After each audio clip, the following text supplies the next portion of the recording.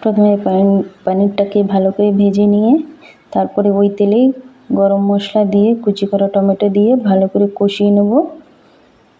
তারপরে বানিয়ে নেব মশলা। এখানে আছে নুন, তারপরে দিয়ে দেবো হলুদের গুঁড়ো, তারপরে দিয়ে দেবো ধনের গুঁড়ো, আর একটু দিয়ে দেবো গোলমরিচের গুঁড়ো। এগুলো দিয়ে একটু জল দিয়ে ভালো করে মিশিয়ে নিয়ে ঢেলে দেবো। ঢেলে দিয়ে এখন ভালো করে কষিয়ে নেব। তারপর সবজিটা ঢেলে দেবো। সবজিটাকে আগে থেকে হালকা করে ভেজে রেখেছিলাম। এখানে আছে আলু, গাজর, ক্যাপসিকাম। তারপরে এখন আদা দিয়ে দিয়েছি, আবার ভালো করে কষিয়ে নেব।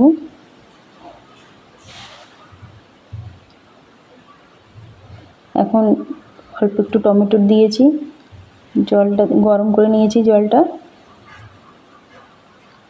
কিছুক্ষণ পরে ভেজে রাখা পনিরটা দিয়ে আবার কিছুক্ষণ হতে দেব।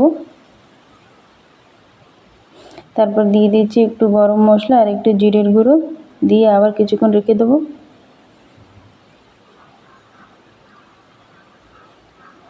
তারপরে উপর থেকে দিয়ে দিচ্ছি কস্তুরি মেথি। রান্নাটা কেমন হচ্ছে অবশ্যই জানিও। ধন্যবাদ।